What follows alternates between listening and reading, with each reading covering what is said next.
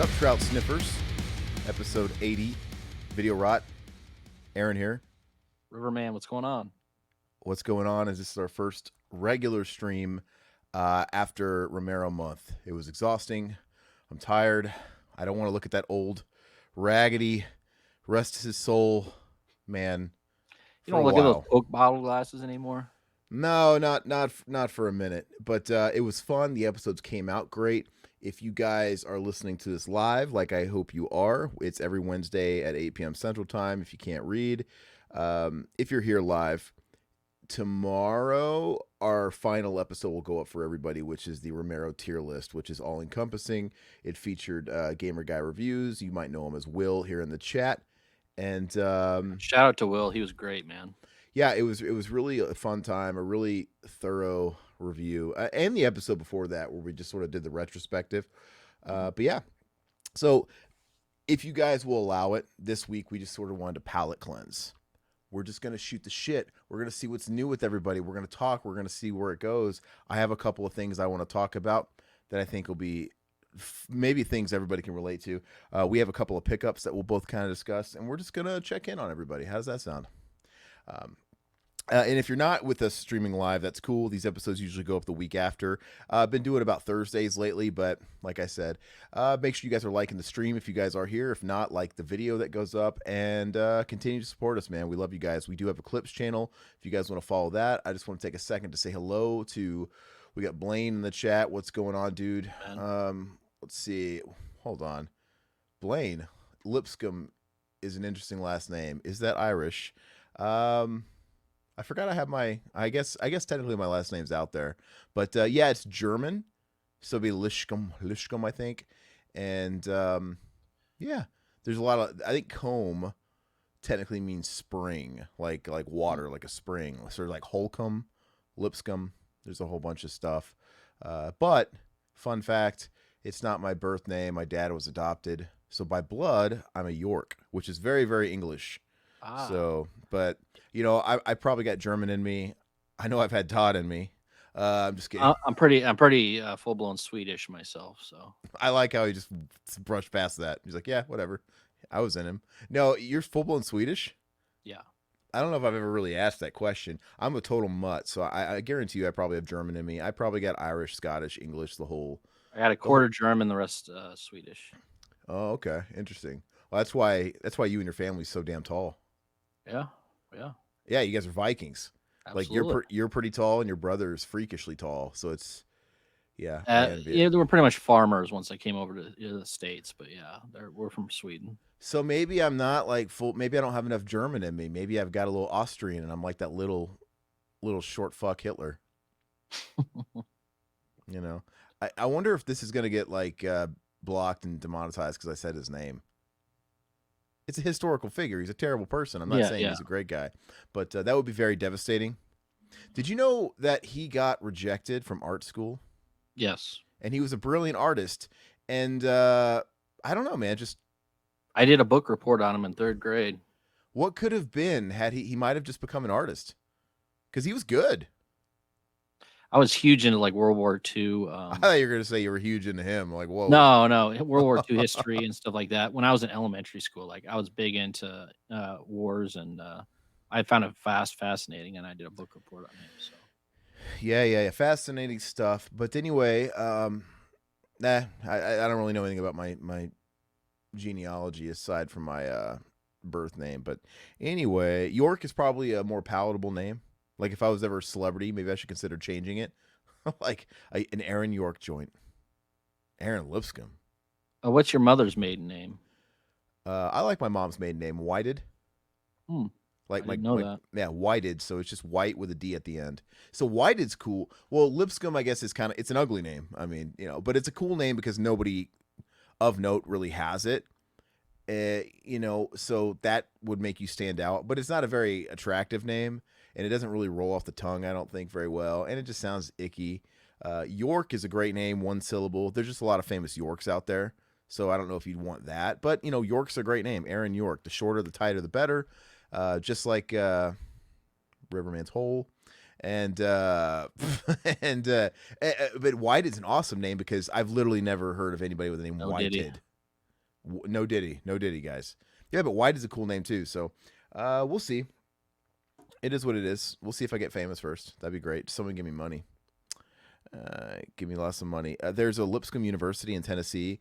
Yeah, so I had never met anybody with my last name until I moved to the city I came from in Missouri before I lived in Arizona, and they had a Lipscomb Automotive. And so there was like a whole family of Lipscombs that owned like every dealership in town. And I did a little research digging online, and there was literally only like 5 people back in the day on the boat with that name. So we have to be like connected in some way. There's only so many. But then again, like I'm not blood related. I'm not a blood Lipscomb. So I wouldn't even be blood related. It would just be association. So York, apparently, everybody's got those fun like quasi celebrities. They can trace their roots back to that they're kind of related to. I apparently am related. I have ties to both Dick York, who is Darren on Bewitched. He was a no Diddy, or he was a Diddy rather, in real life. And then apparently I'm related on my grandmother's side, on my mom's side. So my dad's side would be Dick York, who played Darren Stevens. And then on my mom's side, related to Elizabeth Montgomery, I guess is what they say, which is Samantha, which is his wife, which is really weird. So there's some like weird quasi incest going on there. And then Sergeant York, apparently, the war hero. So, but who cares? That's all stupid. It's not very interesting. I don't have any of that Bewitched money. I don't have any of those medals. What do I care? But anyway, so what's going on? Everybody in the chat, go ahead and chime in. What's new? It's the middle of the week. Do you guys like that we do these in the middle of the week? I think they're a nice hump. I think they're a nice, kind of like how I like listening to podcasts on a Monday, some of my favorite shows. Yeah. It's fun to do these and check in midweek. It actually gives me something to look forward to on Wednesday because it helps break it up. It is. It's a nice breakup, and in a perfect world, these streams will go out as a video on Mondays because I think that's the best day to like consume a podcast. I love it because Mondays are hard, man. I hate waking up on a Monday like everybody else, and it's just the worst day. But by nature, it can't be. Well, I guess it could, but I guess I could have these edited on the weekend and posted on a Monday. But I don't know, man. If you want it that bad, just join the stream. I don't know what to tell you, man. We work hard. So absolutely. I love editing the previous episode after I do this, because that's what I'm going to do. I'm going to sit there and edit the one from last week after this, and hopefully Todd will have a sexy thumbnail before it goes live. That'd be amazing. Yeah, I need to. I need to work ahead a little bit. Todd just got a whole week to do the thumbnail, and he's like, we never even usually. Yeah, just like, start working ahead of time. But other than that, I'm great. Do we want to just kind of is there any news? Anybody want to talk? I think I do want to bring up a couple things. Is there any like news like headlines that you know of? No, but I got some cool stuff to talk about coming up. Is it like stuff you got or just events? Events. Go ahead and bring them up. So, first of all, I did get tickets. I kind of mentioned this last week to the Dawn and Day of the Dead drive-in. So I'm going to the drive-in with one of my buddies, buddy John. You met him before. I've never met him. I just know him by you talking about him all the time. Okay. Oh, unless he was at the wedding. My bad. Was he at the wedding? Yeah. Okay. Yeah. And I met him. But we're going to the drive-in to see Dawn and Day, which will be fun, man. I'm stoked. It's a double bill. Yeah, double bill. So we'll be there probably till midnight. We're gonna do that. I was supposed to go to an Alamo Draft House to see Dawn in the theater, but then I ended up canceling the tickets because that one thing, and then two, I got tickets to a comedian. You know who Dan Soder is? Oh yeah. Yeah, I got tickets to him because I really want to see him. So I'm going to the comedy club with my wife for my birthday for that. So that'll be fun. That's what we've been that, and then pretty much kid stuff the rest of the time. But I'm looking 2 things I'm looking forward to this month. So what day does that fall on the show, the drive-in? Drive-in is a Friday night, and so is the comedy show. So it's all in the same night? No. The comedy show's first, and then the drive-in's later in April. So yeah, so the closest I guess it's coming to me is Tucson, like you said. I would love to see it, but we have a drive-in here. We have a Mm. drive-in in Glendale, and like if it was there, 100%, I would drag the lady to go see that. But it's not really her cup of tea, and the Tucson would be like probably a 2.5 hour drive. It's not worth it for me to drive 2.5 hours to see it by myself. What about But Alien? Alien, they're gonna re-release that in the theaters. oh, like officially, like Yeah, not just like a classic Tuesdays or whatever, like an actual release. I saw on X Twitter that yeah, it's gonna be coming back to theaters. So that'd be cool to Okay, check on the theater too. is it going to be just one day? Do you know? I don't know. I'm not Probably. 100% on that. So Well, that I will go see because I have to. I mean, because of stuff like we have like classic Tuesdays at one of the mm, chains out here, Harkins. It's like $5 Tuesdays, and they show a lot of. I've been able to see movies like Halloween and T2 and a bunch of the classics in the big screen. I was able to, and that's always a really cool experience, dude. I love it. And so Alien, I'll have to. Oh, I saw, and of course Turtles on the big screen again was great. Turtles. One of my first dates with my wife was going to see The Shining on the big screen, and that was awesome. That was Yeah. really cool. So yeah, I'll definitely have to go see Alien. And the wife loves Alien. She got really into the series and she really likes it. So I was telling I was telling her it's kind of a bummer because so the plan is I hope it's still I mean, like I said, we've been talking about it, right? Chicago. I wish Alien was opening that weekend because that would have been too perfect. That'd have been cool. Can you Yeah. imagine on Saturday night, fucking cleanse that, take that breather and see like a new Alien in theaters? But Yeah. I think it's like the week after, something like that. But my wife will go with me because she likes them too. But I'm so stoked to see a new Alien movie. I really hope it's okay. I just want it to be okay. That's really all I want. I'm not asking for a lot. I think if you just give me a meat and potatoes Alien movie, you can't really fail. It's just people try and be so artsy fartsy with this bullshit. Like, stop it. Just give me an alien. Stop trying to shoot for the sun. You're gonna get burnt. Did I see Uh, something where they're going to be coming out with the Goonies, a sequel or something in 2026? I I don't believe. know, but they've been talking about like a Goonie sequel for years, like off and on, and then Richard Donner died. Mm. So, so without Richard Donner, huh? Because he I thought passed I away. thought I saw something, unless it was April Fool's joke, because I kept getting tricked on those. Yeah, Todd tried to fucking dunk on me about those camera releases. Like, Yeah. oh, look at you trying to dunk on me. He's like, oh, I got you good. He's like, oh, at least you'll get a $5 rebate. I'm like, why don't you look at the fucking day? I forgot it Well, was April 1st too. I But was in bed. I was in bed and I saw that. I was like, "Oh, this doesn't is matter. awesome." Even though I didn't realize it was April 1st either. But as soon as I saw that, I'm like, this doesn't sound like James Cameron at all. What day is it? I immediately went to like, what fucking day is it? And because yeah, you really think James Cameron's gonna go all that labor and all that fucking bullshit he does, and to be like, oh yeah, my bad, let's re-release it. He's Without kind all of my like shitty AI, yeah. he's like fucking choke on it. He just you get what he gives. That's just kind of Yeah. the way he is. But I thought that was hilarious. I'm like, look at this guy trying to dunk I on I me. Like love I love how they said in the bottom, $5 coupon off with he proof of goes, purchase. Todd goes, man, I'm glad I waited. Hey, at least you get your $5 rebate, Aaron. I'm like, no, you're gonna have to suck it up and buy it like the rest of us. Because that's the version you're getting. They're not bad though. Like I don't understand it. I mean, I get it, but it's not like the most offensive shit. And you know what? If that's the only way you're gonna get total True Lies, anything but dude, get it. You're not gonna get it. You're not gonna get anything. You're never gonna get anything else. It's gonna be DVD in that. So it's like you might as well get it. It's a fun time. I think Aliens totally looks fun. It looks fine. I enjoyed it. Well, Uh, I ordered True Lies, and then I was like, $25. I'll wait till this gets down to oh, 15. you And then canceled it? change. Yeah. Yeah. Well, then wait. Then wait. Not a big deal. Who cares? Unless you're gonna be like, oh, the slipcover's gone. Not for a I don't studio care about the flick. studios. Yeah. Got it.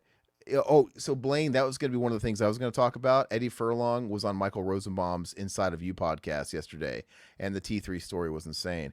I watched that over the last 2 days. It's like an hour, right? An hour, hour and a half interview. Did you Mm. see that? No, I need to watch that. Really cool, man. And Michael Rosenbaum's got a pretty big podcast, right? He Okay.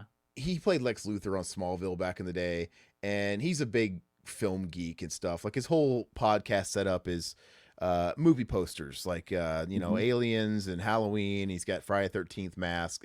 He's one of those guys, and he's a con hound. Like he's just all over Okay. all these conventions, and he's a big hit at the conventions too. And he's been in movie stuff too. I think he had a small part in the Guardians of the Galaxy stuff too, so he gets work. But anyway, because of his association with all these cons, he gets a lot of those con guests as his guests on his show. Like he had Michael Bean on a couple of times in the last year. That was a lot of fun. and he gets them to talk, because they're all friendly. They go to the cons together, so it's not Yeah. awkward. They all fucking rub elbows and talk enough. So it has a real good like we're friends vibes to the show.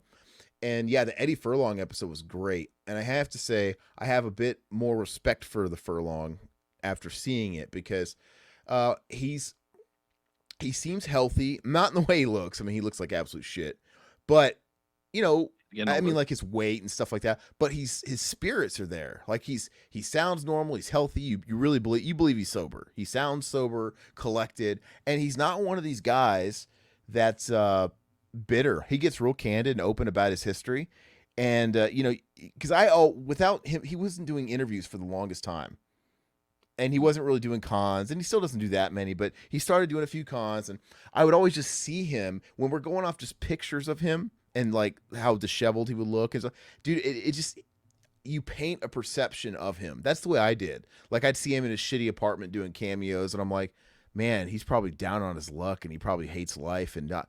But no, after hearing this interview with him, he's got a really good outlook. He was super open about everything. He takes full ownership that he fucked up his career. He's like, it was me. He's like, I was a fuck up. I became toxic. I was out of control.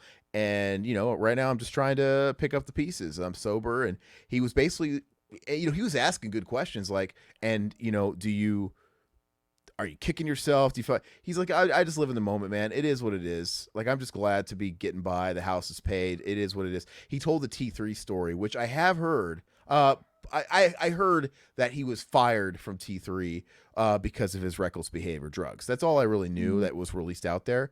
But according to him, he says, yeah, he's like, so they called me back and I got this contract and I was on cloud nine. He's like in 2003 or whatever, I was shit. He was benders. I was in bad shape.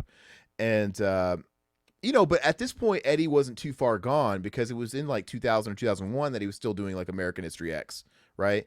So, so he could have, I think, been primed for a comeback after a couple of years. He could. And so he got thrown this contract and he signed it. And he said it was the biggest payday he's ever had. And he's like, I needed it. He's like, my career wasn't looking very good for a couple of years. And he said it was in the millions to come back as John Connor. And he said, like an idiot, I signed the contract and I immediately called up my drug buddies and said, oh my God, I just signed the greatest contract ever. And right after I signed it, they went out he even name dropped the club. We went to a club, coke. He was doing coke off toilet rims and all kinds of drugs.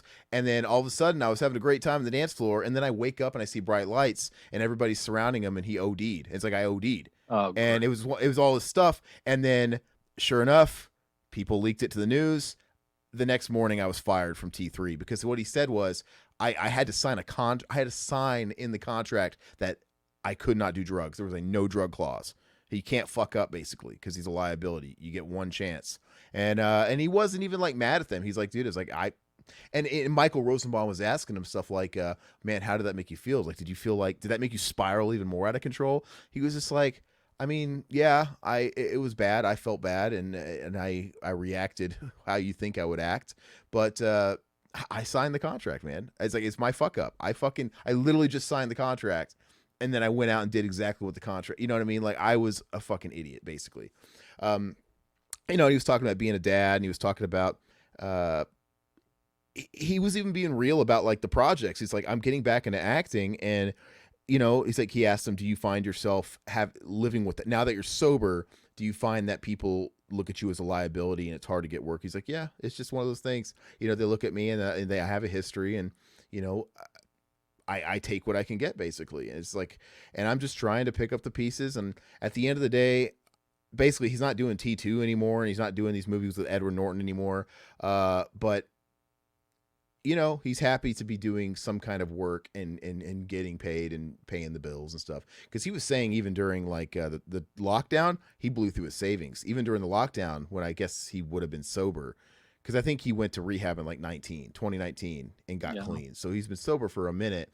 And he's like, it was hard. He's like, it was hard during the lockdowns. He's like, I went through all my savings. It was sketchy for a minute there.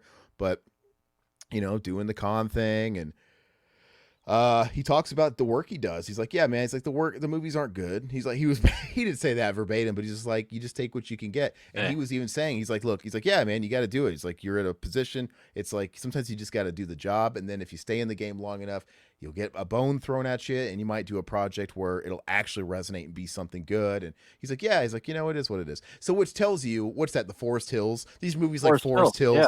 You, That looks you know, awesome, dude. does it? Hell yeah, dude. But he's like, give me the paycheck. You watch that video where he's with his Kyle, his buddy from Brain Scan, right? And they're in that crammed sardine trailer. I love that video, and Eddie's kind of like overweight, and he's just the Kyle guy's like ecstatic. He's like, oh yeah, man, I haven't seen Eddie in like 30 years, and Eddie's like, yeah, all right, cool. When's lunch? He just kind of got this attitude about him. He looks so uncomfortable. Was that on Steve-O's podcast where he does it in the trailer? No, he wishes it was Steve-O's podcast. It was Okay. it was No, some it was like some horror zine, dude. It wasn't. Maybe it was like Dread Central. I don't know. It wasn't Steve-O. That's Eddie Furlong. Well, no, Eddie Furlong, that's I still think guys like that. I think he is getting his second chance, so I don't want to say people are being unfair. I think the fact that he's getting some kind of work is a second chance. So he needs to put in the work. If he destructed himself for so many years and spat in everybody's faces, yeah, I mean, he's doing the right thing. He's like Feldman. accepting That was it. Feldman who did that. Oh, you're right. But he's accepting it seemingly. He's like, he's putting in the work. I'm just doing what I got to do. And, if greater things come along, great. If not, I'm cool too. That's what he says. He's like, I got a great relationship with my son. Just kind of do it. So it's kind of cool that he got past that, because he'd be eating me alive if I had this amazing career going and I was in these big movies and then I fucking destroyed it. And then you fuck up like the T3 thing, dude. It's just like, now you're doing Forest Hills, dude. Now you're doing cameos for $5. But I really, really, really, really, really would love to talk to Eddie. I would really. Oh, absolutely. That's yeah. And the thing is he's already done this. I mean, how many podcasts is he really doing? I mean, he's done like some con interviews, but I think this is like the first real podcast I've seen him do, like a sit down show where it's got like a lot of follow that I've seen him do. So if we ever got to talk to Eddie, I wouldn't ask him any of that shit. We're not close to him. I'm not going to talk about the dirt, but I would talk to him about like Pet Sematary 2 and this stuff that they don't touch on, because he didn't really he talked about Terminator a lot. Like, he's getting Terminator questions, and every now and again he'd be like, oh yeah, what's it like working with Ed Norton, or, what's her freaking face, man? The Oscar winning bitch. The one that wins all the Oscars, Meryl Streep, but they didn't actually get into any movies really. So I would love to just talk to him, dude, about the nitty gritty. Like, let's talk about Brain Scan, brother. Let's talk about these classics. Animal Factory, dude? Come on. Animal Factory, man. I mean, he's got some flicks, dude. And yeah, Blaine, you should cast Furlong in your next film. Okay. I thought about that as I was watching. Do it for a ham sandwich, dude. As I was watching him on this podcast, I'm like, he really could. He really would do work for just to get paid. He probably would. You pay him enough, he's like, yeah, I'll do it. If he's got nothing else on his schedule, if it's not going to like interfere with a con where he's going to make more than I can pay him probably at a con, yeah, I'm sure he would. So, but yeah, I mean, you can talk about the Night of the Demons remake, Detroit Rock City. I mean, he's been in some pretty solid stuff. American History X, Detroit Rock City. He's in that. What is it called again? He's in that flick with Zombie King. Oh no. he worked with Jeff Bridges. He worked with Meryl Streep. He worked with all these heavy hitters in the 90s, man. He had it all laid out for him. He really did. And he could have went even higher. And just and to me, he was kind of like hitting this new era peak with American History X, where he did this serious movie that, has this cult following. I don't know if it did well in theaters, but it had just insane cult following. And that's literally decline. It's like right after that. And so I think American Heart's good with Bridges. But no, I've thought about that, dude. If I actually got the funds to do an actual feature, which is what I would love to do, I would consider reaching out to guys like that, because I know if you had a bit of money to give them, they would do it as long as you could pay them. If you could fly them out and you could pay them. But I wouldn't want to do some. I wouldn't want to do some fucking Zombie King cash in shit. I wouldn't want. I'm not even saying I would put Eddie Furlong in the marquee and the star of it because I think that would take you out. If you made a film today and you put Pauly Shore starring in it or Eddie Furlong, as much as I love those guys, it's gonna do your film more harm than good. I think because it just makes it look like red box shit. But I would love to do like that Tarantino thing where you give these people roles that aren't really, and they're in it and you're just, you know what I mean? And they can have like a little stealing moment. I don't know. If you can come up with a movie with Furlong and Feldman, dude. I Yeah, mean, Zombie King. God, yes, Zombie King 2 or something. I don't care. I'd You'll love to meet them fly. both at a You con, you, dude. you come out on set, dude. Fly out, but you gotta like be the fluffer, dude. I would. You gotta keep Eddie hard in between takes, because that's what it's gonna be. It's gonna be a Too fucking much gay coke. porn. Too much coke, River Man. But yeah. So, but I love the interview. It's great. I know I make jokes and stuff about it. His teeth are still a bit distracting because they're very wide. Anybody with veneers, dude, it's like one of these like bright teeth, dude. I think it's just because I've seen him what his teeth look like before. It's always really a big Hey, if I had the distraction. money, I get veneers too, man. Oh, me too.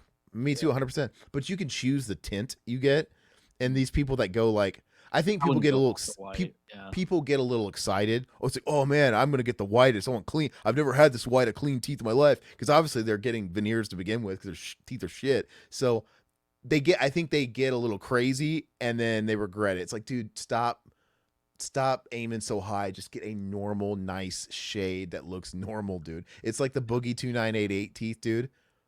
That's like tops. It's like I kind of it's like like her. it's like piano key white, dude. Yeah, that's terrible. And he's like, dang, it's such a weird distraction. Oh yeah, he was very open about liposuction because Michael asked him, "What's the craziest thing that you ever spent money on?" Because they were taking some like Twitter questions or whatever, and he just up and says like liposuction. I got liposuction once for a film. He's like, really? He's like, yeah, it's just the first thing that came to my mind. He's like, but he said that was horrible. I'll never do that again. I don't recommend anybody doing it because now it's like whenever I put on weight, I put on weight in weird places. It wasn't not where it used to, and it goes to other weight, and it's just. And he's like, there was a healing process that was weird. He's like, when Eddie Furlong is saying just do it the natural way and go to the gym, that's sad. Yeah. That he means it. The man means it. But I would love to talk to him, man. I wonder if I don't know. I often wonder if he's one of those guys that would, because these guys like Michael Rosenbaum, they probably pay. Like I know Joe Rogan pays. Like if he has Yeah. guests, he'll pay people to come. I don't know. Most of the big shows I think get some money, but who knows? Maybe if you're like a Joe Rogan, it's one of those things where it's like, look, I'm doing you way more than you're doing for me. You're gonna do it for free, type of thing. It's like artists that do the Super Bowl, right? And they do it for free because it's like, why are we fucking paying you? Your fucking shit's gonna go through the roof. Well, I'm Usher. sure we can come up with a couple $100 and get him on the show. So I wonder if that's what it would take. And I was going to ask you if I do reach out to him and if he's at that stage where because dude, I mean, I'm He's not on blaming Cameo, so I'm not blaming people for capitalizing, but Cameo's kind of ruined it. Where unless they actively have something to promote, that's different. But unless they have a project, they're actively on a press, mill to promote. Everybody wants money to just talk about everything, and it's a shame. But like I said, someone like Eddie, dude, he clearly needs the income. But you should listen to the podcast because all these stories are crazy. He's pretty open about it, and it really makes you relate to him in a way that, oh man, he really is just a regular guy that fucks up like we all do sometimes. So anyway, but so yeah, if I reach out to him and he does have like a little bit of a quote, is it worth bringing to the table and asking you about? Yeah. Yeah. So I'm curious, man. I really want to talk to him. I really want to talk to him. Especially if it's like, dude, you just got to get on a Zoom call, my man. You don't have to, you don't have to fly nowhere. Just get on a Zoom call. And look, I'll be like, I swear to you, we didn't doctor this background for your appearance. Look at there, this trickster right there. We'd be like, look, he's here. Oh, actually, we'd have to if we got Eddie, we have to make a very special Eddie video rot thing. We'd have to do a Pet Cemetery 2 commentary where we can just talk over it. Yeah, that's the dream. Yeah, that's the dream is like, hey, Eddie, we want you for an hour and a half. It's not going to be fucking awkward. I mean, we'll talk about whatever you want, but we have the movie to fall back on. We just want to talk about Pet Cemetery mostly, and we can go off the hinges with that. Please. How much? We just need an hour and a half of your time, my man. How much? Man. And then, like I said, we'd have to have we got to have a special video rot screen just for him, where we have like different versions of Eddie down there instead of Van Damme and Oh Tracy. yeah. We got to have like the many faces of Eddie. It's got to be like Animorphs, dude, where it's like an order of like aging. Yeah, we already got the And trickster. We need Gus down there. We need uh yeah, what's his face? Drew Buddy. I have to ask him. I have to ask him the question nobody ever asks him. What's up with your Korean album, dude? How do you Yeah. feel about that today? I have to. I wouldn't even like be I can't making fun remember of what it I did with that, dude. because I'd love to pull that out. the thing is well, did you buy that on eBay or Yeah, for like $3, dude. yeah? I So don't know when. I feel like, well, if we get him on the show, one of us is buying that again, so we Yeah, can do yeah, it. yeah. Oh, we gotta get it I'm because looking up I right would. now. The thing is I wouldn't. He seems like he can take a joke, and I know he knows that's trash. That's why I wouldn't feel bad about bringing it up because he knows I was just being marketed. He's like, I've just had these managers and shit, and like, you could tell he probably didn't want to sing. He's like, he probably wasn't his idea to make an album. Somebody, collecting all the money was like, hey Eddie, you're big in South Korea. We got to put out an album. They'll love it. We'll get these guys. You just need to go there and mime the words. We did it like in an afternoon. Just reading off a piece of paper. I love it. And he would even have a great time with that. Like, God, yeah, it's cringe, dude. Like, why are you bringing that up? Say, hey, I listen to this to my kids all the time. We could put this People with Strange cover to open the episode, dude. We can have them listen to it while we're waiting to come People on. People, not even like brief them. Well, not even, then he'll probably think we're clowning him. If we don't even bring it up, we just have it on. People with Strange. Yes. I'll reach out to him for a quote, man, and see what he. Yeah, I'll see what he says first, and then if he fishes for cash, we'll see what it is. But that's great. Yeah. So Blaine, did he really say that on? I must have missed that on the podcast. Blaine says he said he loves the attention. Right then, man. Okay. I'll talk to him about Metallica. I know he loves Metallica. There's so much shit we can talk to him about. He got to be in a Metallica video. Yeah. Probably not while Metallica was there on set. And an Aerosmith video. Yeah, who gives a fuck about that? No. One of my favorites, man. Living on the Edge. It's fantastic. Yeah, Ishmael says, what's up, by the way? You make jokes because you're really pulling for the guy. Aaron knows the missed potential of Furlong. But like I said, after watching this new podcast, I'm glad that he realizes it. And I'm glad, and it's a breath of fresh air to know, like, his outlook is it was really refreshing. It wasn't like, okay, I love Pauly Shore, but Pauly Shore's a little bit of the other side of it. And Pauly Shore's not like super pathetic or whatever, down and out. Pauly Shore does okay. He's got legacy money. He's got Mitzi Shore money. He's doing all right. He invested his money. He still does the road. He's okay. But in the past, when he's talked and done interviews and stuff like that, he really laments like not being popular anymore. Probably because it wasn't his fuck up. He's just like, man, I really miss making movies, bro. I really miss it. He's like, the people just I think it was just too much. I had too much coming out at one time. So he seems a little bit more sad when he harps on it a little bit in my taste sometimes. Like, oh, it's kind of pathetic. Just move on. But Eddie, dude, he's just like, dude, it is what it is, man. I fucked up. I'm trying to get better. And at this point, I got no expectations. I'm just going to do the best I can. And if I get to go to conventions and take these odd jobs here and there in these films and it pays the rent, whatever, So, yeah, he said nothing bothers him anymore, which is great. Which, if he's being honest, that means he went to hell and back through all this stuff. Yeah. And I bet you rehab is a lot of that, right? Because they say when you go to rehab and it's real successful, they break you, they disassemble you, and they put you back together. And that's why whenever you see people come out of rehab and they're successful with it, the common thing is they find God. You ever see that? A lot of people find faith and find God, because that's a big part of it too. Is like when you're just wrought with addiction, it's all about understanding that the world is not about you. It's about serving a higher power and something greater than yourself, and putting things into perspective. And people need that to kind of take these hurdles and whatever. James Hetfield of Metallica, he's never outwardly said it, but you could tell after rehab he found God.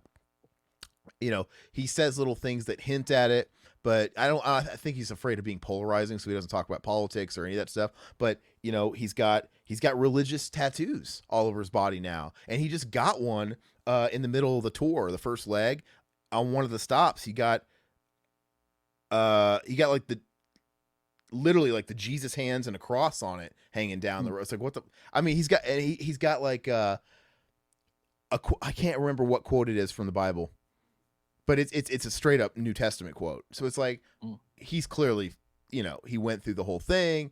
He found God, yada yada yada yada. Right. So I feel like Eddie's in that place now too, where it's like he realizes, he's got to make the best decisions he can, but ultimately he's not in total control. He's got to just enjoy the ride, take the punches as they come, do the best he can, and just enjoy the moments. And that's, I think that's where he's at. He's like Lieutenant Dan, man. He finally made his peace with God. And yeah, no, seriously. And there was even like the outlook of the T3 thing. It was like, you never know, man. He's like, had I not OD'd right after I signed that contract, maybe getting that fat payday would have killed me. Maybe I would have got the fat paycheck. And you never know what would have happened. He just, because he says like, dude, I was living in squalor. He's like, I was living in filth, squalor with his girlfriend at the time. He was like, I got her onto the junk, which, he felt terrible about and everything else. He's like, I can't help but think that if she wasn't with me, she wouldn't have got on heroin.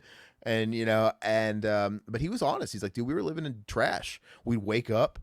Whenever we wake up, probably in the afternoon, we go out, score drugs, come home, get high, fucking do it all over again, and just sleep all day and trash everywhere. He married? I don't think he's married. I don't think yeah. So that's the way to look at it. He may have went ham if he got T3. Yeah. That's the way I would have to look at it. I would have to just take the fatalist route, and like this was part of God's plan, and maybe he was somehow in a weird way protecting him from that money and just really going off the wall. I don't know. Who knows? Maybe he would have started the film. Maybe he would have like gotten fired halfway through it. He maybe would have gotten sued because they would have to done reshoots and all kinds of stuff. 17-year-old son, Blaine says. Yeah, he's got a son, but I don't know if he's married anymore. But he's got a son. It was really cool to hear him talk about his kid and how he's got a great relationship with his kid and he loves his kid. And he's like, that's the most important thing is for if my kid's proud of me, So yeah, like I said, it's a good interview. It made me really think a lot of him. So I will reach out to him tonight. Why not? I'm going to see what I can do and just see what he says. And I don't really get nervous around people, but I might get a little nervous around Eddie. And in fact, if we get to talk to Eddie, I would recommend Todd watch that podcast because then it makes you not be nervous. Like, oh, he's just a regular guy. I already have it saved. I'm going to watch it tomorrow. Yeah, he's a regular guy. Yeah, and the fact that he made amends with his mom, because the thing is he never really, he had all these opportunities, but at the same time, he never had a chance, man. Like because he said he was a runaway. He was basically a runaway. I had been out of the house for like a year. Did you say that when they found me at the Y? Right. And the Terminator thing. He's like, I was already down a path. I didn't have a family really. My mom. Yeah. So it's just, who knows if he didn't get what he got, maybe he would have been down a worse path. You never know, man. And then of course he got victimized sexually because you had it's the double standard. He had the older woman come on to him, right? His first love or whatever it was like a grown woman, an adult. That put her claws into him and just, yeah, he ran away at 13, got T2 at 14. Yeah. Really young looking 14-year-old, by the way. I always thought that. But anyway, yeah, Dr. Giggles, I got your plan right here. Aaron's Furlong is tingling. Absolutely. So anyway, yeah, my heart goes out to a guy like Eddie, man. And yeah. So let's talk about what you got. What'd you get? What'd you pick up? What's new? I got a couple things. I haven't really been purchasing anything lately because I just dropped about $4,000 on taxes from the IRS. But a few weeks ago, I picked up. I didn't have this. I know Kino came out with it, but I'm sure you have it. Invasion of the Body Snatchers. I have the Kino one. Okay. See, I never got that, so I ended up getting this, the Arrow version. Is that US? UK, but I mean it's a 4K region. Yeah, I would have obviously if I would have known that was going to come out, I would have waited because that's on Criterion. They got a Criterion 4K. Okay. I don't have that either. It's on Kino, Criterion, and now Arrow. Like you got your pick of the litter on that one, but yeah, I kind of wish I had that one. But I love Body Snatchers. That one, yeah, it's a great one. And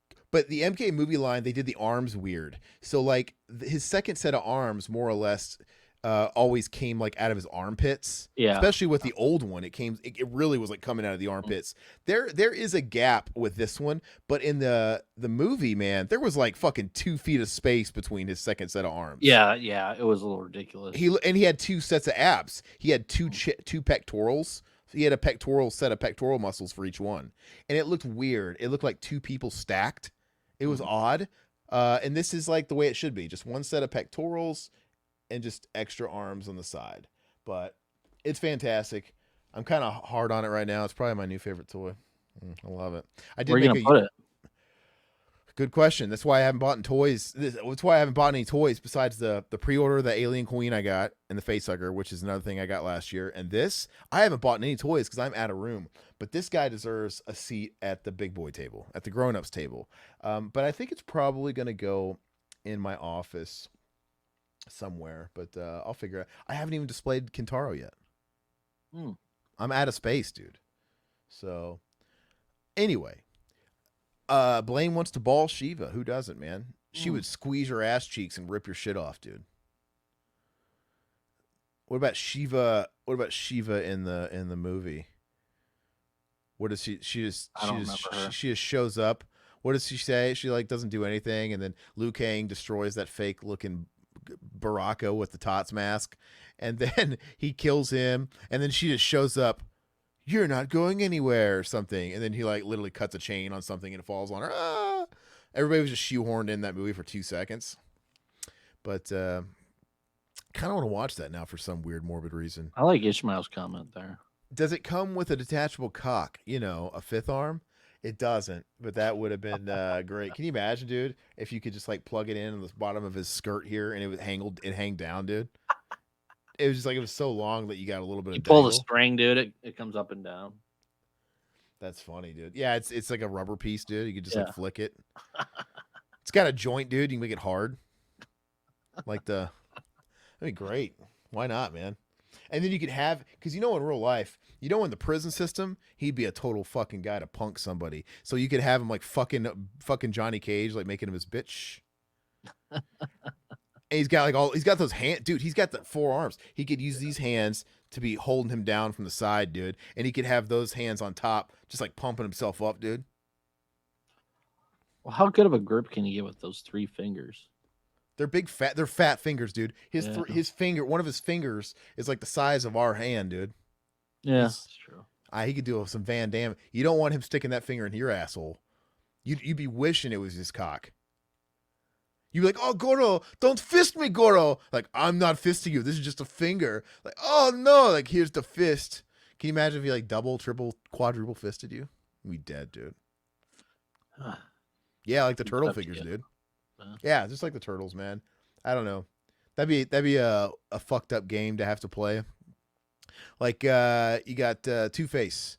You got Harvey Two-Face. You got, what's his face from Batman Forever?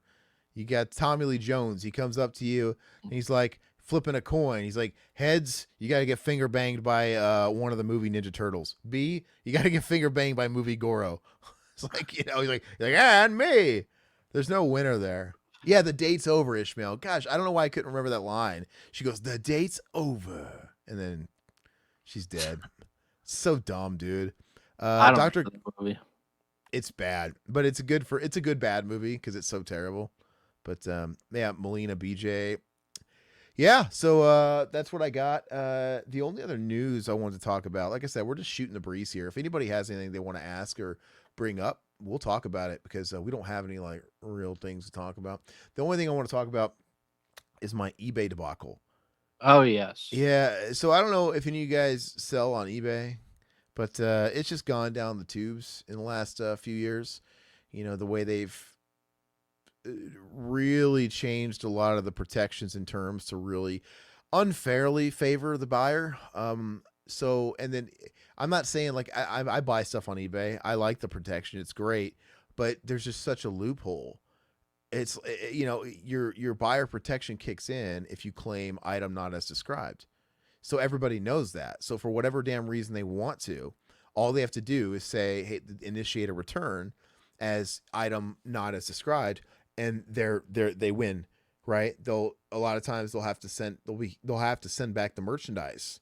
But the problem is once they send it back, eBay's not really in the middle of this really. As soon as the tracking shows it was delivered, they get their money back, total refund, no questions asked. So a lot of people will send you back empty boxes. They'll put a rock in it to account for weight, or they'll send you back your shit and they broke it, or they'll send you back shit where they were just swapping you out, right?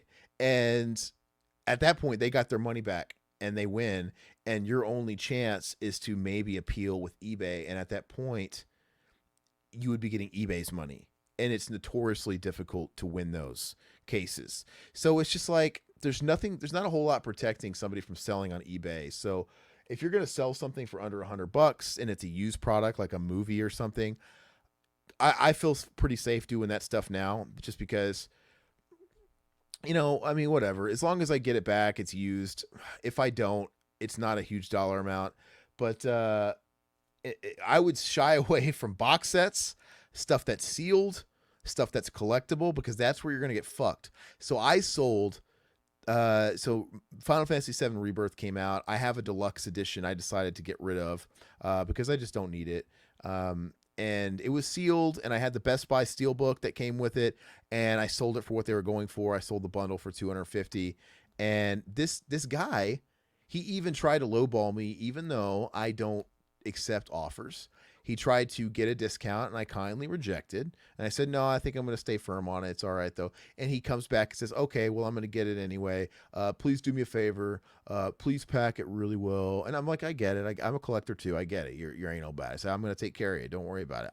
So not only do I pack it well, I pack it in its original box that it was sent to me in from Square Enix, the actual manufacturer, and with padding, with protection in the box. Then I took that box and I put it in a bigger box with more protection, just to prevent anything from hurting the box on the inside. I went the distance for this guy. So it arrives, 12 days go by, it's in his possession. Then he opens up a claim. He reaches out to me and says, hey, he sends me a low res image of just the basic game that comes inside the box set. Because the box set comes with the a la carte game you can get at Best Buy. Do you have those images? Can we look at it? Yeah. If it'll show up on here. He sent me the box set comes with the a la carte game. That's the thing you could buy on the shelves. And then inside the box set, it's got like a soundtrack. It's got, there's downloadable content. There's another steelbook. There's a whole bunch of other stuff. But anyway, he sends a low res image of the a la carte game with it open, because it's a 2-disc game, right? One's the downloadable disc, and it's got a play disc, and it's got that flap. And let me get the picture, and I'll show you. I'm not going to dox the guy, even though he's a son of a bitch. But let me see. Don't dox him until you get that all straightened out. Well, I'm not going to dox him. Well, you know, show a picture. Yeah, you know what I'm saying. Yeah. Let's see. Where is it? Yeah, your funds are on hold. Oh, blah blah blah blah. Return request. Okay. Oh no, that's my shit. Hold on. You have a message. Sorry guys, I gotta find this damn thing. By the way, I just sold something for $75 on eBay tonight. This is brand new, so hopefully I don't get fucked. From Beyond. It could happen. We'll see. But I mean, I'm showing you guys it's in perfect condition. It's sealed. So if they open up a claim on me, yeah. Yeah, give me just a second. Keep talking while I find this, because I've gotten so many dang messages from eBay because of this. Yeah, God, I think it was going for about, because I'm not a fan of From Beyond. It's fine, but I got this like 2 years ago just to hold on to it and sell it later. So you know what? I can't. They send you so many damn inbox stuff when this stuff's going on. But I'll show you my copy. I'll show you exactly what he's talking about. Okay. That's the best way to do it anyway. Oh, he sent it back to you. You got it. I have a copy of the game, the basic game. Watch. Okay.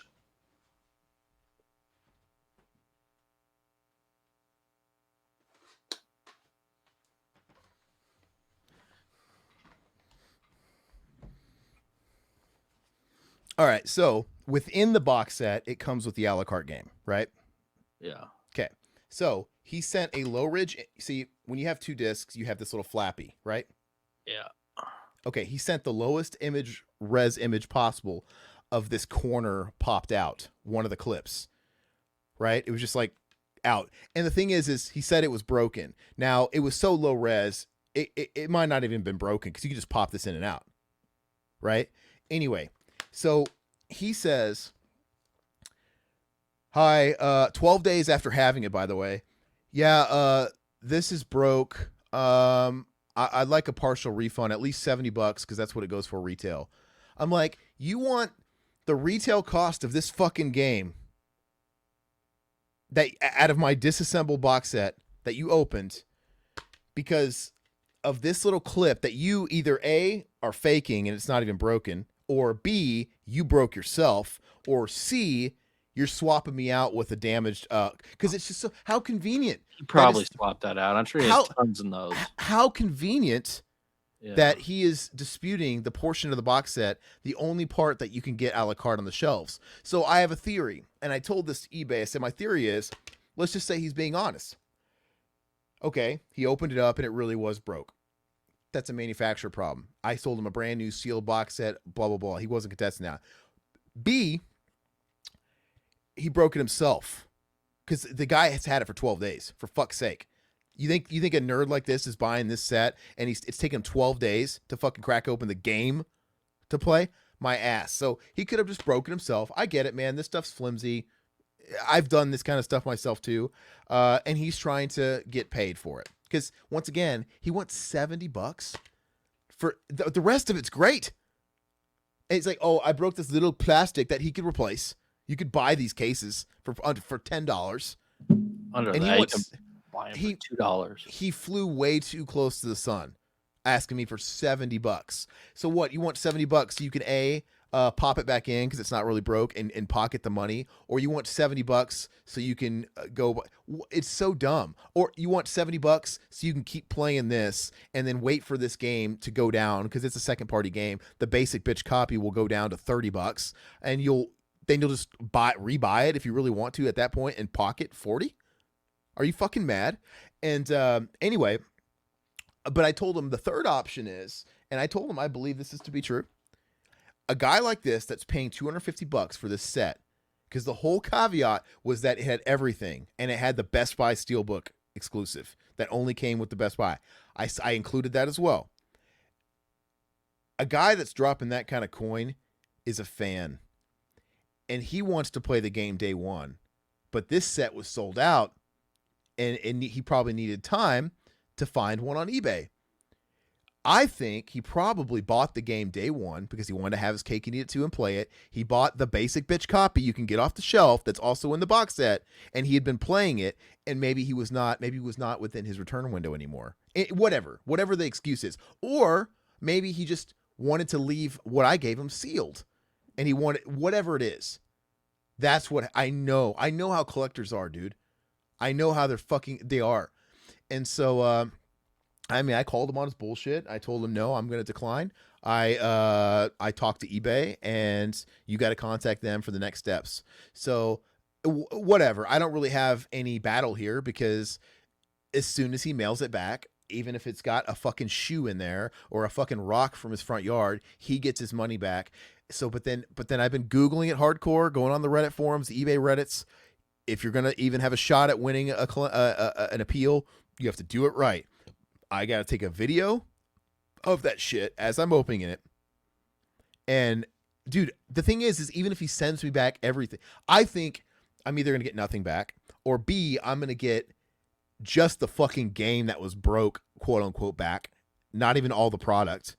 Or I'm going to get everything except for the really hard to find Best Buy Steelbook, which could be the whole reason why he bought it. Maybe he already had the collector's edition from like another outlet, but he didn't have the Best Buy exclusive Steelbook bonus. And I just know if he sends it back, it's definitely not going to have that Steelbook. So even if he sent me everything back, it's all opened. And so I'm going to be like, yeah, look, this guy fucked me. So he opened up this set and the game supposedly has a broken piece of plastic. Okay, why do you have to open this? Why do you have to open this? Like, what the fuck is this, guys? Like, it's worthless to me now. So I'm going to take videos, and then from what I've heard is you open up a police report, you get a police report number, you get all that information, then you open up a fraud claim with USPS and have those numbers, and you need to bring those numbers to the table when you open up the claim. Don't open up the claim with eBay and try and appeal after, because you'll just get fucking declined and they can't reopen it. So come to the party swinging, have footage, and we'll see if they can help me out, because there's supposed to be seller protection. They really fuck you. But anyway, or there's another option. What's that? Could you have talked to eBay and said, "Hey, I'll send them a new case for free, a new case, and we'll be good to go"? They don't mediate like that. I would have to work that out on my own with the buyer.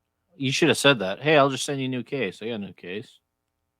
Well, I don't actually have that case with the flap, but I could get one. You could find one. I'm sure you have a million of them in your DVDs. No, here's what he should have said.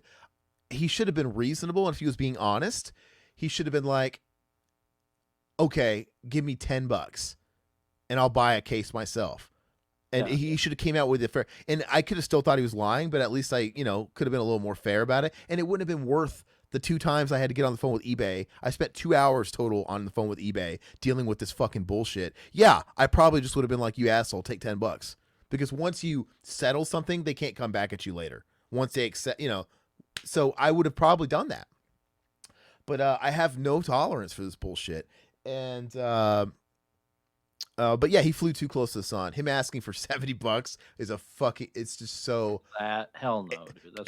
And I told eBay, I was like, "Look, isn't it odd that he tried to hit me up after I said no offers to get that discount, and then I turned him down, and then he buys it anyway, and then he goes around and claims not as subscribed to get that discount? He asked me for 70. Fuck off! It's like, look, this is a fucking scam. Yeah." It's so stupid. So anyway, another option is like, hopefully he's bluffing, right? Because a lot of times people will ask you for a refund before going to eBay, and that's what he did first. And they're just trying to shake your tree to see if you'll just avoid the dilemma, and just give him the money. I do not negotiate with terrorists. So I said, "Fuck it, we're going to war, motherfucker. I will fucking lose $250 to fucking not swallow my pride on this." Yeah. And so he took the bluff one step further, because a lot of times they'll leave it at that, but he initiated the return. That's okay. It doesn't have any. You do that digitally. You do that within the app. You really don't have to talk to anybody. You just whatever. So whatever. So where's the return now? Hold on. eBay gives. This is how. Dude, then they give him like 1,000,000 years to return something. If they don't return it, yeah. Oh, it's so long. So like he still hasn't returned it yet. He hasn't sent it off yet. And hopefully I'm not like, jinxing myself by saying this, but this has been going on well over a week, and he has to reach out to eBay saying he hasn't returned, or he has until April 12th to ship it. Oh, okay. So he gets a long time, dude. He's had a while. First of all, you get like 30 days to open up a claim. 30 whole days after you fucking just abused whatever, played your scam, and then you get. Let me see what day it was that he opened this. So he could have opened it up. You could have played it. You could have beat the game and like, "Oh, I'm tired of this absolutely claim." Absolutely. So yeah. So yeah, he opened it on the 29th. They give you 2 weeks to return it. So they get all of this edge. Why'd you put returns on there? Because I always put no returns. That fucks you over, Todd. Because they get returns no matter what. If they submit that, look, all no returns does for you is if they have buyer's remorse and just want to return it because they changed their mind. That's why everybody says not as subscribed, because then buyer protection kicks in and you have to accept the return. In fact, they suggest that you just accept returns anyway, because if you accept returns anyway, it wards off some of that bullshit, because eBay's going to make you return it no matter what. But if you say, "Hey, I accept returns," then they're going to have to go with your policy. And that's you working it out, because your policy is to accept returns. That's you automatically trying to work it out with them. And when you try and work it out with them and you bend to their will, then you have more rights. So when they initiate that return, then eBay will give you 3 days to inspect the package first. And then you could fight them and be like, hey, this is damaged. Then you got to go through the appeal process, right? And then you can reject actually their refund up to 50%. Not the whole thing for some damn reason, but up to 50%. In my case, if you do put no returns, well, they're going to return it anyway, but now you have forfeited your rights. So now they're going to get an automatic refund as soon as they mail whatever the fuck you want back. Even if they opened it, how does that make any sense? Exactly. I'm telling you, this is why it's fucked, because everybody just uses the excuse of saying item not as described. All no returns protects you for is any other honest reason. If somebody is just having buyer's remorse, they want to return it, they regret it, or they found it cheaper somewhere elsewhere after, or whatever reason, no one's really going to be honest, because if they're honest, then they can't get refunded. So everybody says not as described, because when you return something and you claim not as described, buyer protection kicks in from eBay. So it doesn't fucking matter. So everybody lies. So somebody did that shit to me. Somebody did it with like my old iPod that worked great. They sent it back and they claimed something fucking about it didn't work. My ass. It works. It's fine. I got it back, so no harm, no foul. I mean, I had to pay them for the fucking shipping, and you have to pay a return shipping label too. So at worst, you're out double shipping. It's fucked. But I got it back, and it was a buyer's remorse thing. He deleted everything that was on it. Like, fuck, man. He deleted all my, I had it full, dude. And he fucking deleted it, so I don't even have like all my old music on there. It was one of the really big 7th gen ones, which is so much space. So, but whatever. He fucking lied, and it was more of a, I regret this. And he just said, not as described. And he had to send it back, and I got it, and I had to pay him to fucking ship it back. So I took a hit on it, and I got it back. But so that's a case where he could have just said, oh, I regret this. And then it would have been, sorry, Charlie. eBay would have said, sorry, nope. Because it's on record that that's what you said. Yeah. So it's fucked, Todd.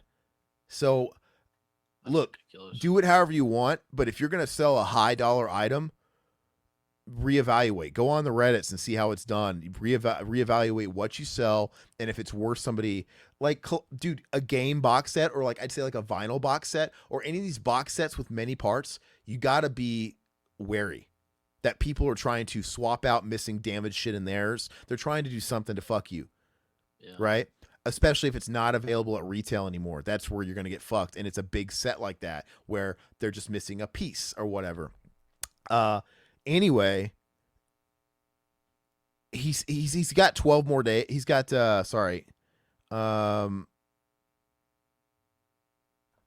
what's the date today? The 3rd. Yeah, I mean, he's still got all the time in the world. He's still got 9 more days. But he didn't return it Friday, he didn't return it Saturday, he didn't return it Monday or Tuesday, and he didn't return it today. So he could just be taking his sweet ass time, or he could be bluffing, because I don't know how much he knows about the eBay ins and outs either. I mean, he knows enough, but like maybe he thinks, oh God, they're calling my bluff now because eBay is making him return everything. Because sometimes not accepting returns will fuck you. Because I think it's because I talked to eBay and I was working it out with them, and I was working it out with him. I was being open and cooperative. They said, okay, you have to return the merchandise. But if you have on your listing no returns accepted, eBay will fucking straight up, item not as described, they will refund them and not make them return the goods back because you said you didn't want it back. You said no returns accepted. Right? So people get burned like that too. Read up on those horror stories where people learn the hard way, no returns, they think it means something it really doesn't, and then people lie and use item not as described. And they get to keep the merchandise and the money, and you get fucked. It's fucked, dude. eBay is fucked, and I am so done with them. I am not selling anything on eBay for over $100 anymore. And but anyway, so hopefully he's gonna slip up, and maybe he doesn't. Hopefully he's too chicken shit to really go forward with fraud, because I will open up a police report. I'll get a police report in his city. I'll get a police report in my city. I'll do the works. Now, it doesn't mean that eBay is really going to do any of that. They're not. I've already read up all about it. People that work at eBay have been in these Reddit forums. Like, no, he's like that most of the time. A lot of times, if you come swinging, it'll just be, they're not even going to bother with it. They're not really going to do an investigation. They can't take the members' money back. It's just come to the party with all your paperwork, and they'll just fucking be like, all right, good enough if you're lucky, or give you a fucking courtesy, like, whatever it is. But yeah, dude, it's not fraud proof. It's just everybody. It's got the easiest loophole in the world to defraud people. And it's not fair because there's zero protection for you. Now, it would be better if our protection was just as good as theirs. So, like, if I come to you and I appeal it and I say, hey, fucking this shit wasn't here, you better believe me too, bitch. Like, but why do I have to jump through all the hoops and make sure I took videos and all this fucking shit and provide all this evidence and all this shit when they don't? It's like, what the fuck, guys? Your platform will be dead without sellers. Why can't you treat people equally? You take so much money from sellers. That's where you fucking make your money. So it doesn't make sense to me. But like I said, if it was just as easy on our side, I wouldn't even give a fuck about it. Because now what they'll do is, if you open up an appeal and you have, and you win the appeal, I think they will like put some kind of doc on the person, like on a watch list, Yeah. But you still don't get your fucking money. That has nothing to do with you getting your money back. Like, I don't give a flying fuck, man. It's like, dude, give me my fucking money. So I think they should treat the seller just as fairly and protect them just as easily, and then make the other person accountable. And then eBay needs to take action. Be like, well, fuck, it's just like a credit card. Or banks and all credit cards have no fraud guarantee. Like, you're not liable for any fraud. Somebody steals your card and racks up a bill at wherever, you're not liable for that fraud if you report it and all that good stuff. Yep, the bank will eat it. They'll give you a new card and you're good. But does the banks take it sitting down? No, they're doing an investigation on the back end. They're filing the police reports. They're going to try and find the fucker that is defrauding them, and they're going to try and get their money back on the back end. But it's not your problem anymore as a consumer. That's the way eBay should do it. Like, look, give me my money back. Fucking believe me. I've got all the fucking proof in the world. And then you fucking do some research and dock that motherfucker. Whatever. Like, don't. But right now, it's just unfavorable for sellers. And like I said, dude, go on the Reddits, dude. You'll look at the countless horror stories. It'll make you never want to sell on eBay ever again. So see, I've never had issues just because I've sold movies, so I don't know. I mean, yeah, and even a lot of the time new movies because I buy multiple copies. I don't sell a lot of stuff, but like I said, I think certain things, anybody could do this for any item, but I don't think everybody's doing it for every item. I think if you're selling a movie for under $100, I don't know if that's really on people's radar. It's these fuckers, man. It's collector's editions. It's be scary of the more expensive stuff and the stuff that's got many parts, and be afraid of sealed. Be afraid of sealed because they're going to send it back to you. And even if they send it back to you, it's opened. Like I said, even if this fucker sends back everything, which he won't, but even if he sends back everything, it's all opened. Maybe I could sell all this shit for $100 now. What the fuck have you done? And the fact that I can't get anything for it, it's bullshit. It's funny you say that because I just received an offer for something I have on eBay. I listed it for 63, and then they offered 60 for it, so I'm going to take it. Yeah. So I just sold two things. What'd you sell for 63? It's a newer movie that came out from Vinegar Syndrome. It's a Blu-ray.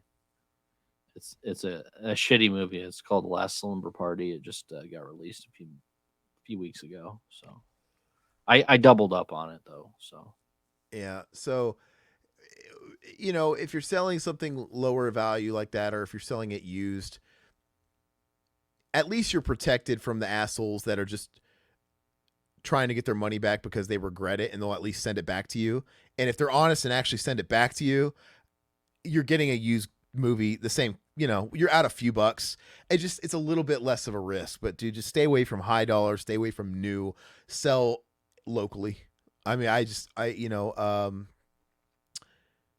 but yeah, and I think everybody's gonna have some kind of protections, like unless you're doing like a cash Craigslist thing or a meetup thing. But even if you do like Facebook Pay or Marketplace or whatever, yeah, there's dispute process you have to go through too.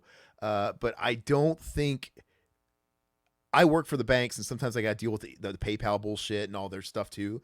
And it's a little bit more fair if somebody's trying to rip you off. It's a bit more fair, right? Yeah. And then eBay is just so. I hate them, man. I'm so frustrated with them. Watch, that's probably a text saying they shipped it. I jinxed it. No, he didn't.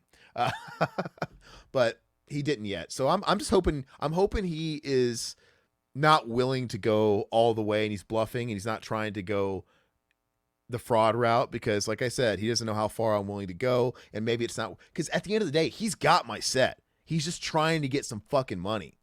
Yeah. So maybe he's just like, okay, either A, I don't want to have to fucking, I don't really want to send back this fucking piece that's really hard to get. I don't want to send back the rest of this, and I'm not really willing to do the fraud thing. Maybe it's not, but also it's like, I've been on eBay for like 17, 18 years, something ridiculous. I'm not saying like I'm a super regular seller, but I've got way more feedback than this guy. I've got way more sells and buys than this guy. This guy has a relatively new account. He's got like 6 or 7 purchases. He's got 100% feedback, but it's from like 6 or 7 purchases. And he's only got one thing for sale. And it's some like Nintendo Switch Zelda set for like $2,500. And I'm like, dude, fuck this guy. Fuck. So they should look at that stuff is all I'm saying. Yeah. But anyway, I'm done. Yeah, gamer guys, somebody's trying to rip me off. It's still pending. Like I said, I'm not going down swinging, man. I'm not that guy. I'm not going to fucking give you $70 to make you not be an asshole. Have I wasted $70 plus of stress? Yes. Have I made phone? Yeah, of course I have. But dude, I'm not condoning that. I'm not letting that shit slide. Fuck off. So I'm gonna go down swinging, and even if he wants to mail it, I'm gonna go down kicking and screaming. But anyway, so any other topics? Oh, my throat hurts. Oh, hey, did you watch The Quiet on Set? No, I didn't. Okay, so everybody, that was kind of the flavor of the week last week, aside from Diddy. Then Diddy and Quiet on Set, which the Diddy thing's frustrating because it's like I've never seen such little news coverage on something so interesting. You'd think the news would be piranha all over this, but they're just.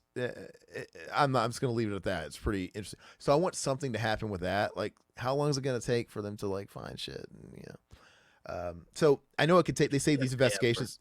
These investigations can take forever, a long time, because there's so much to go through. But how long are they going to let Diddy be holed up in a hotel going to fucking Top Golf with his family before anybody makes a real statement? Like, are we just going to forget about it? Is it going to be like a year from now and they're going to be like, oh, yeah, it's clear? Or, Is that what's happening?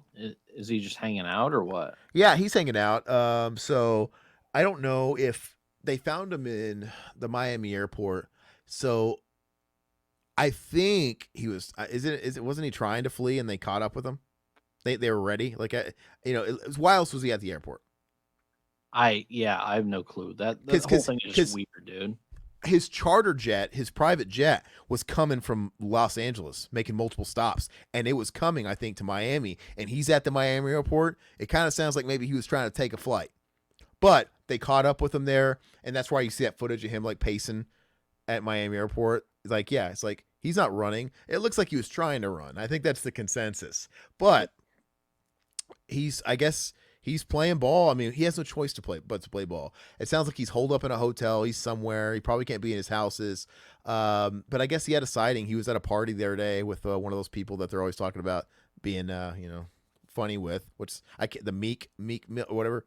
What's the guy? Rapper, yeah. Meek Mills. He was with them at a party, and he's acting like nothing's phasing him. And then I think he was at Top Golf with his kids because I don't know, man. It's really weird behavior. But Whatever, man. That was it. Yeah, it'll probably take years for all that shit to come out. But then there was the Quiet on Set doc, and all of that was interesting and sad and all that stuff. But there was what was it? Oh, guys, Michael Bauer has not redeemed himself like Furlong in my book. So I'm not gonna Really? like what?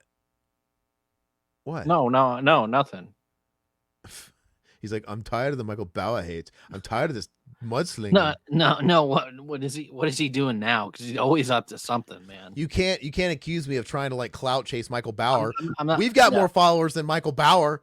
Like it's just interesting. I'm not trying to. So look, he comes off like such an opportunist, and I just can't not. What do they call it? The kids call it hate following. When you follow someone, it's like I can't stand him, but I still follow him. He was on like his Facebooks or whatever, and he does a lot of sympathy posts. Like it's just like baiting for like compliments or whatever. You got it's so baity. It's such fucking psychological behavior. Anyway, when that came out, he's like, anybody watch this yet? I heard there's a piece on me about it. And I'm thinking, you fucking narcissistic fuck. Like, and then somebody in the comments was like, yeah, there's like a brief like clip when they're talking about Nickelodeon, but they don't talk about it. He's like, oh, I was scared there was a segment on me, lol. Like, you really think they made this documentary and they made a whole segment about donkey lips as if they give a fuck about you, and they didn't contact you for quote to be on it? Really? And it's not about him. And in fact, all the debauchery takes place when they moved like to Florida and later. So all these people that have got nothing happened on Salute Your Shorts, especially the Canadian shit. None of that happened. You have these people like Clarissa coming out saying nothing happened in our stuff. It happened. It must have happened later. Like, because all that, when all that came out, that was after Salute Your Shorts. That was just after Clarissa. That was after all that bullshit that started Nickelodeon. So I just thought it was really funny how he was like, and then he's like, oh, I'm gonna post my reaction video, what I thought about it, on his paid premium. Like, dude, you're not in it. They've already said nothing happened on that set, and you've already even said it. Why? I don't know. I just think it's weird, dude. He's such a fucking exploiting opportunist, and it's just sad. I think he should get himself help, just like Furlong. I think he should hit a treadmill. I think he should just suck it up and get a job. Get some insurance. I mean, he does nothing but like post depression porn. We need to get him on the show, man. We need to talk to him.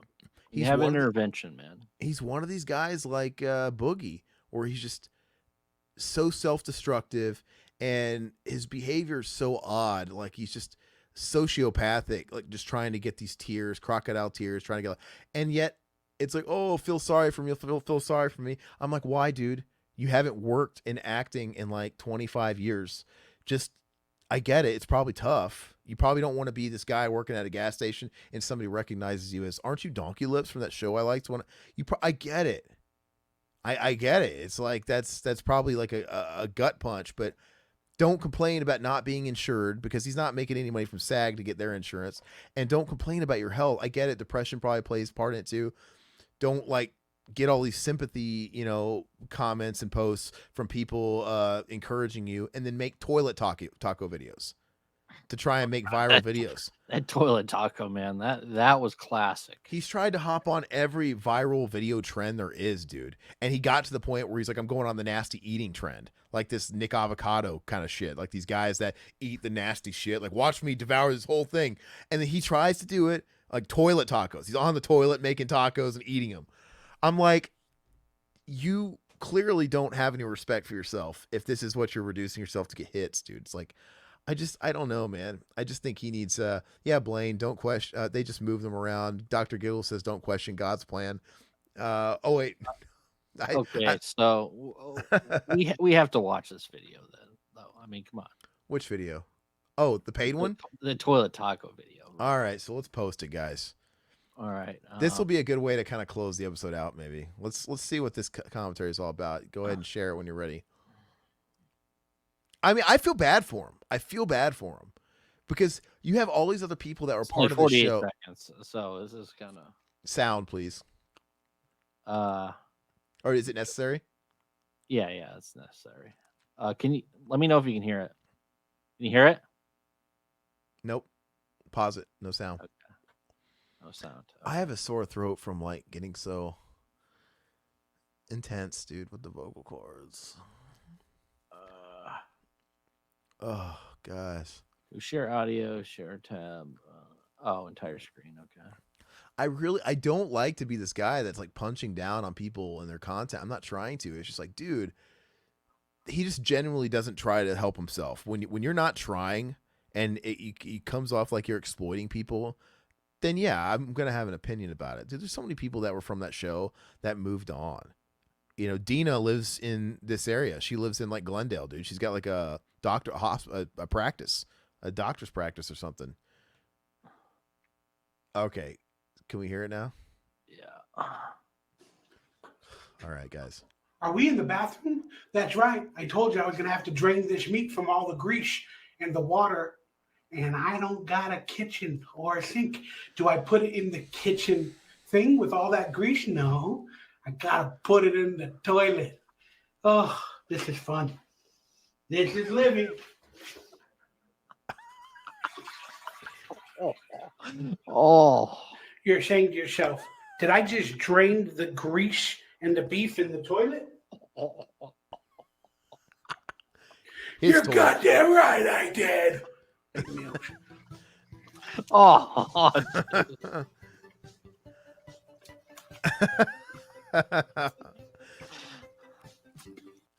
Yeah, like he's slowly killing himself. And it is sad. It's like, dude, and he's got all these people. It's not even a lot. You know, he's on Facebook and he adds whoever wants to add him that's got some kind of nostalgic connection to Salute Your Shorts. And, you know, it's not a lot of people. It's however many friends he has on there. And it's weird enabling behavior because he'll post all this stuff and then he'll get all these sympathy, you know, so, oh, we love you, Michael, blah, blah, blah, blah, blah. And he needs a little tough love, man. I wish somebody would be like, dude, really? I know. Come on, dude. Fix your situation. Stop complaining. Don't e-bag. Just fix your situation, dude. Get a job. I would have so much more respect for a guy like this if he got a job at a gas station or he got a job, whatever. I'm sorry that your parents didn't give you any, you know, skills, right? But if acting fell through, you have no transferable skills. And I feel bad. That's kind of how I feel about Sean Weiss. Sean Weiss he's gotten sober. He's picked his act together. He seems like a cool guy, but I kind of feel bad for him because, you know, Sean Weiss, he was a rich Hollywood kid and daddy paid for everything. He was acting and daddy paid all the bills. And then when work dried up, daddy was paying all the bills. He was paying everything. And then acting dried up. He never had a real job in his life. Daddy dies or something. Daddy's out of the picture. And now he was left with nothing. For whatever reason, he was left with nothing. And he has no transferable skills. He's on drugs. He's trying to get his shit. He's not getting acting work anymore. He doesn't know how to do anything to get a real job. So it's like, I mean, but he's trying though. At least him, you know, I think he announced like a stand-up tour, even though he's never been a stand-up comedian. I always kind of like say Godspeed and good luck and best of luck to you when these guys like Kramer or these people that aren't stand-up comedians try and use what little fame they have to do a stand-up tour. The Jackass crew did it too because, dude, these people that think they can do stand-up just because they were funny in a movie, like it's not the same. Yeah. I watched the Jackass crew. The Jackass crew went on tour with Steve-O as headliner, and it was like, you know, Chris Pontius, Preston Lacey, Wee Man, kind of all the people below him. You know, Danger Aaron or whatever. These people be his openers. I was working at a comedy club when I saw it. Now, Steve-O, he was the most entertaining of all of them. He was the headliner. But even what he was doing was not stand-up. He was just kind of doing his, like, circus shtick on stage. Butt chugging, the greatest hits. Just doing gross-out stuff. Fair enough, that's what he does. But then the rest of these guys, they're going up on stage when they're doing their 15 minutes or whatever. They're just awkward. They don't know how to be on stage. They're nervous, and they're just talking about Jackass stories we all know. Yeah, there was a scene in Jackass 2 we did, and you're getting cheap reaction Because whenever you bring up, hey, everybody remember the toilet scene? Yeah! Yeah. Guys, you guys remember the scene where Wee Man got crushed by, yeah! You guys remember? And it's bad. And, but he's trying, good for him. He's trying to do other stuff. He's being positive. Michael Bauer just needs to get on that level. And he needs to just make strides, dude. I know when last time I was in Hollywood, I met a young dude that was, he had an agent. He was acting. They all got agents down there. I met one of his friends was like in a couple of movies. He was in a movie with Robert De Niro, a bit part. I met him. And this guy was like, he was doing this other kid that I met. He was like he was getting like extra roles in like Disney Channel TV shows and stuff like that, but there's so many. You go to Hollywood, throw a rock, you're hitting somebody that's been on like an extra or like a small part in some show. They got to fill these. Anyway, one of their friends in their clique was the kid that played Beans from Even Stevens. You remember Beans? Oh, really? Yeah. Remember him? Beans, Bacon. He looked like Beans, but he had a goatee and he's like got a horseshoe hair. He's bald. He's got the horseshoe. And super nice guy. Seems like he's got his stuff together, but he was working at the mall. He was working at like the Van Nuys Mall, and he was just working like, I don't remember if he was a janitor or what he was doing, but he had a regular job at the mall. And people, I guess, people come up to him and be like, oh, aren't you Beans? Yeah. And he just does what he's got to do. He's like, he seems like a super happy guy. He kind of moved on, but the dude just works a regular job. Michael Bauer, what's your excuse? Beans is probably more relevant because it's not as far away. Dude, Salute Your Shorts is so long ago. This is like 32 years ago, 33. Actually, filming was in 89. I think it was 89, 90, 91, something like that. Dude, this shit is like 35 fucking years old. It never even got released on physical media. What does that tell you? It had two seasons. Two seasons. And I get it for people my age, but we're 35 years removed now. At least Even Stevens was like 25 years ago, 20, 25. So, and even he's working a job and nobody, I don't laugh at the guy. I wouldn't laugh at the guy. He's a nice guy. Why would I laugh at the guy? No. He's just doing his thing. He's rolling with it. Hey man. Yeah. It's great. Dude, I'd be happy to be in some of those roles. I would not fucking shame the people that has a problem with it's the actor. So, like, if I walked into a Buc-ee's or a Circle K and Michael Bauer was behind the counter, yeah, maybe somebody would say, oh, are you Michael Bauer? But I'm not going to, like, I'd be like, dude, I love your show. I love that show. And if anything, he's going to feel bad. But that's his problem. Mm-hmm. Like, I wouldn't make you feel bad. It's like all those guys that tried to shame, was it Elworth? Remember from the Cosby Show, the actor that played? Mm-hmm. Because he was working at a Trader Joe's or a Whole Foods or something. That's awesome. Yeah. Somebody he was bagging groceries at like a Whole Foods, and this fucking asshole. See, there are assholes out there. This asshole was like putting it on like online on social media to get like, oh man, aren't you the guy? You're the guy. Yeah, he's like, oh, he's keeping his composure or whatever. And these people were shaming him, which is fucking terrible. And then he got a, and what happened? Everybody fucking jumped on his side. You had one asshole in there, but everybody's like, why are you fucking dogging the guy for working a job? What the fuck? And everybody was like championing him. Then he even got work. There's people that called him up and gave him work because it's like, hey man, you want a job? Fuck yeah. It's good to see, dude. Fucking you got to do what you got to do, man. I think what's sadder is a guy refusing to accept that and to work when he needs to pay the bills, and he's living off the system. He's probably on welfare. I'm not dogging that, but he's not trying. You gotta get a job, man. And he's making toilet tacos. He lives in a fucking, studio, and he's making toilet tacos because he doesn't have a kitchen. Oh my gosh. Okay. So that's what you got to do, huh? You got to make him a career. No, you got to strain it in the toilet, huh? You can't just eat a salad instead, huh? You have to fucking make toilet tacos. All right. But, yeah, Blaine, stand-up's a real art form. It takes years to get good. Yeah. So, I mean, I'm not knocking anybody that tries it, but I just, dude, like I said, I'm like, dude, God bless you. You're going to have a hard time at it. And I don't know if real comedians like that, when real comedians, I don't imagine a real comedian would appreciate somebody that has some kind of old platform that's using that to get instantly on a tour, right? Without grinding. It's like, oh, the guy from Mighty Ducks is getting some shows just because he could say I'm the guy from Mighty Ducks and he's getting in these shithole comedy clubs. That's still a huge step. You know what I mean? Like, so he gets to not do open. I could see why they probably wouldn't like that, but you know, it is what it is. But anyway, I think that's a good place to cork it. And my homework tonight is to reach out to Eddie, man. See what I can do. Try to reach out and see what he would try and gouge us for. Maybe he would. Maybe he'd be that cool. But like I said, don't tell him, guys. But maybe we'd be willing to give him a little money. Eddie, and then reach out to Corey Feldman. Corey Feldman seems like he's got more money than Eddie Furlong. He seems like he seems like he's doing, for some reason, he seems like he's doing a little better.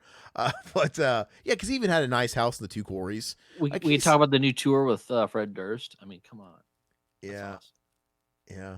So, all right, guys, we'll start with Eddie though. We got to work our way up to Feldman. Later, Dr. Giggles. Later, Blaine. Later, Gamer Guy. Later, Ishmael. And later, anybody and everybody that wasn't being a chatty Cathy in here. We love you, and just make sure you like it again, please, and help us out with the algos. If you're new, please subscribe. Check out all our other content, and yeah, we'll catch you guys on the flip side. Later.